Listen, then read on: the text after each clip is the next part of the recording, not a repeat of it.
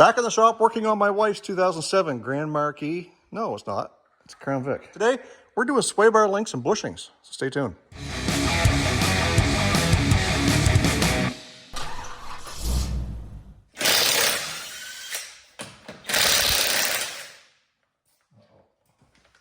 All that searching around for that, the battery's dead. Oh gosh.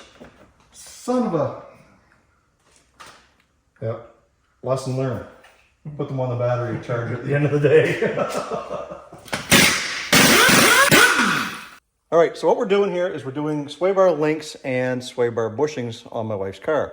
Getting a little bit of a clunk. Most of the clunk is coming from the bushings, but based on what I can see, those links have been there for a while. So we're gonna replace them while we're here. One of the things that I would do if I was you is I would start by taking all your brakes apart.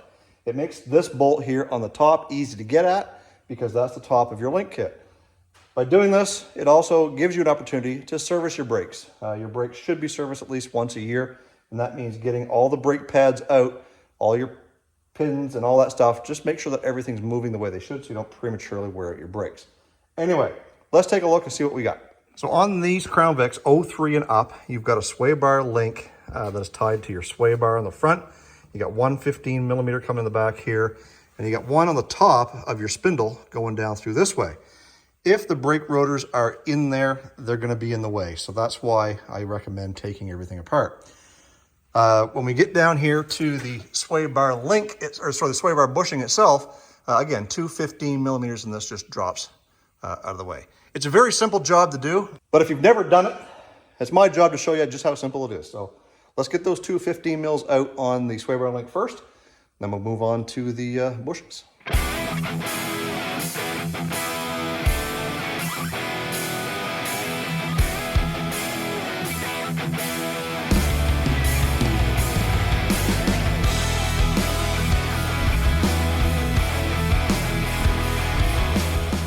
So I'm not sure if you guys caught what was going on there in the time lapse because it happened so quick, but the nut wouldn't come off without spinning the entire bolt part of the sway bar link.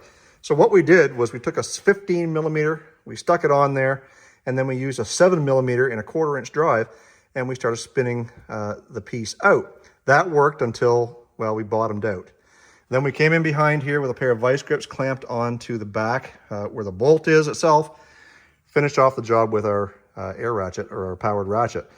That's what you're probably going to have to do with these things if it's on an older vehicle or they've been on the car for a long time. I anticipate we're likely going to have to do the same thing back here. So let me get that done.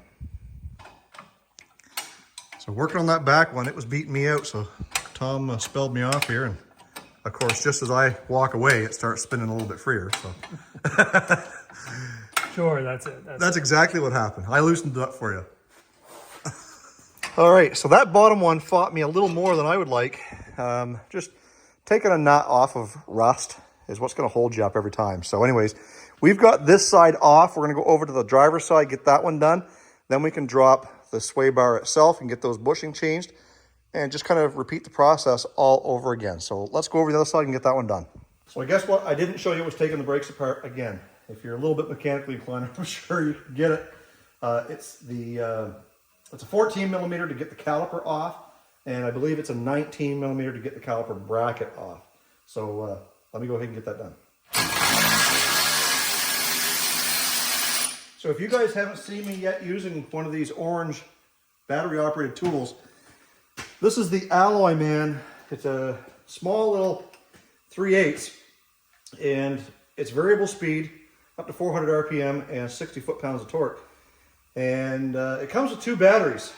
The company sent this to me to try out, and I told them, I said I wasn't going to give it a review until we had a chance to use it here in my shop. And as you can tell, she's well used, and all three of us out here in the shop really enjoy using this tool. We've also got a battery operated impact, which I'll talk about in a different video. But so far, this is done and met our expectations than we ever thought. We were always using air. Air in the shop here is what we've always used, but we're starting to slowly move into battery operated tools. If you guys are looking to switch over your air tools to something cheap or upgrade from using the old strong arm, Make sure you check out these Alloy Man tools. I'm going to leave a link in the description box below if you guys are interested in picking yourself up one of these. Pretty great rig for the money.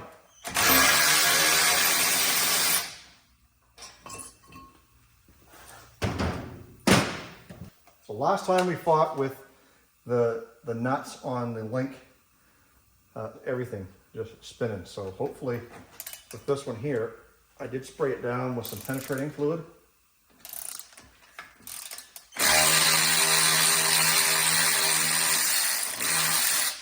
Everything's spinning again on that one there. So it looks like we're going to be in for a little bit of a fight on this side as well. And that one there, we're not going to be able to get that in because the strut's in the way. So I guess we'll add some music here. We'll put a time lapse on and you guys can watch me struggle with this in high speed.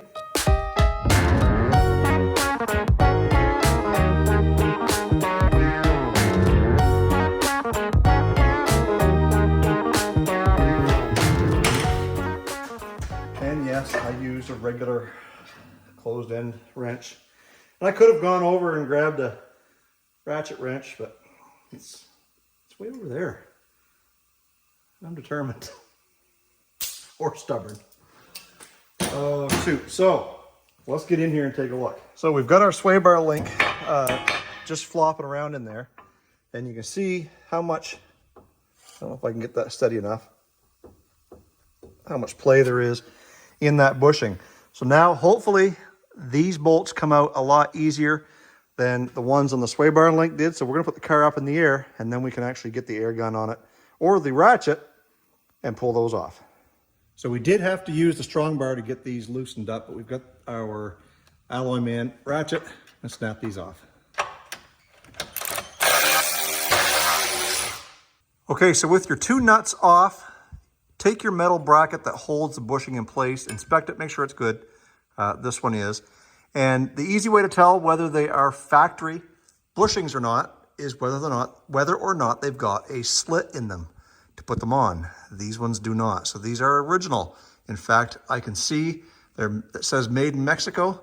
There's actually a little Ford logo right there. And you can see how loose this is on that bushing. So what you can do is you can take a Sawzall, a knife, and really work away at it really hard, or you can do what I'm doing and use the angle grinder. So let's get that cut off.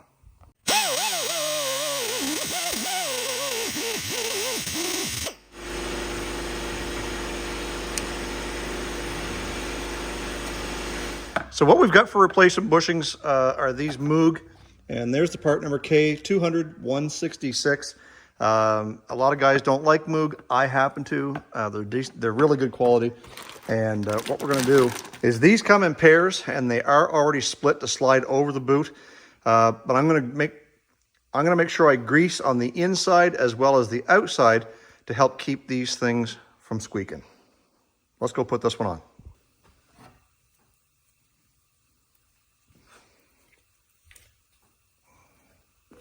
And one more reason why you should be using Moog, right there, made in the USA.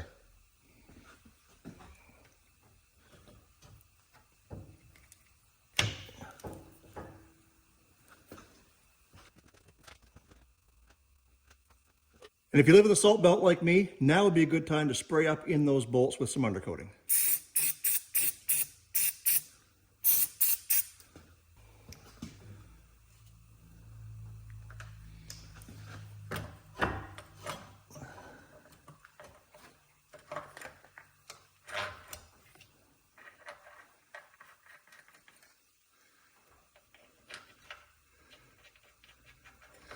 And we're not going to tighten these up just yet. We're going to wait until we have our links ready to go in because we will need a little bit of movement from that sway bar. So let's go over here and tackle the other side. All right, so now that we got our bushings in place and just loosely sitting there, we've got to come over and grab our links. And the links that I've chosen here are AC Delco. Yes, we are putting Delco parts on a Ford, but that's what they look like. They're basically exactly what we need. If you want a set of these, there's the part number. I'll leave a link in the description for both those and the Moog bushings. So let me show you how I'm going to get these on here and get them in place. So the joys of YouTube. I went and put all this together, explaining it to you guys, before I realized I did not hit the record button. So basically, first thing I did was I went to go put my 15 mil socket with the ratchet on there, and everything was spinning. So what I was able to do was the same thing that I did. I put my 15 on there, and I put my 7mm on the end of it, and I just ratcheted it on there. And down here on the bottom, one of the reasons why we like to keep the actual sway bar itself loose is because we can move that around to line up our hole on that stud. Those studs are pretty stiff on a brand new link kit, so they don't move very easy. But anyways, this time we had our ratchet wrench, we stuck it on there, we used our 7mm, and we cranked those tight. So now that our link kit is nice and tight here, we're gonna go over to the other side, get that one done, and then we'll get the car up in the air and then tighten up those sway bar bushings.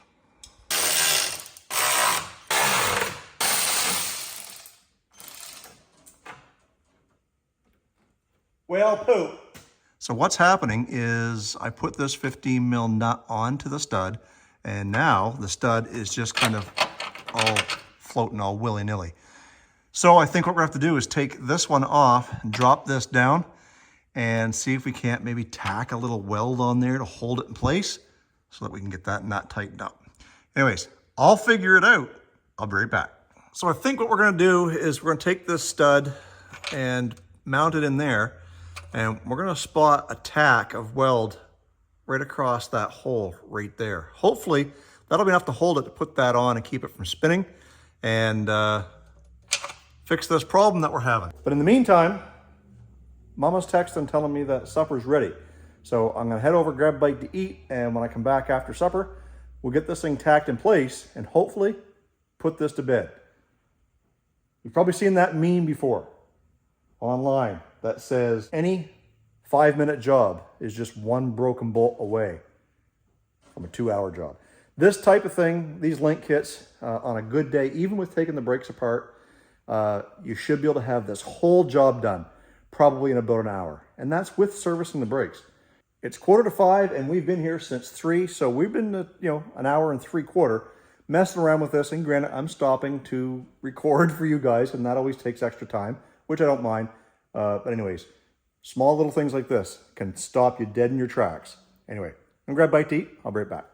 Okay, we got some food into us. So now all we gotta do is take the die grinder and just grind out some good metal in here so that we can actually get some weld to stick to it, and then we'll stick the bolt back up in there.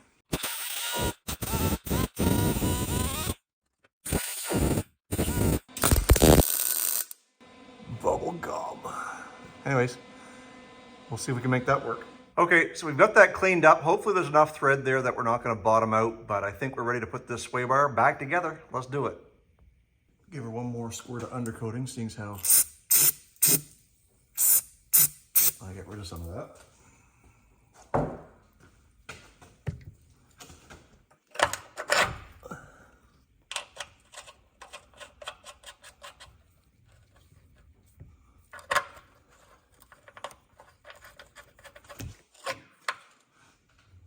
Spin on there.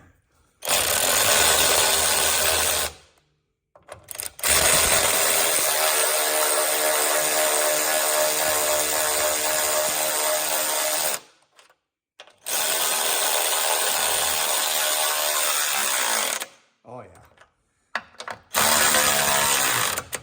And if you guys are inclined to torque the spec, 46 foot-pounds.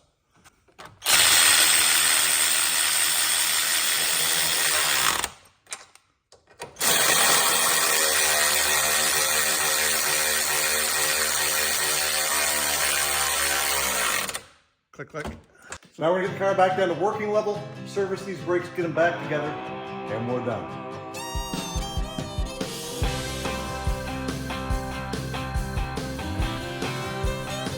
Well, when I woke up, she was looking at me. She told me I've been cheating on her in her dream. Lord, it wasn't a thing I could do or say to change her mind in any way. She told me that stay the same. So I stopped going out on Friday night. I stopped drinking with the boys. Yeah, everything's Two things to always keep in mind if you've got aluminum wheels in your car. One, make sure you retorque the wheels before you back this thing out, and retorque after about 100 kilometers or 60 miles. And the second thing, pump up your brake pedal, because anytime you have your brakes apart and you've pushed pistons back, yeah, you'll find out the hard way how much brakes you don't have the first time you apply it. You might be either backing into someone's car or through your garage door. Guys, I hope you enjoyed this video. If you did, please hit the like button. It sends a message to YouTube, tells them I'm doing an okay job. And if you want to see more Panther Platform content, make sure you're subscribed by hitting the subscribe button down below.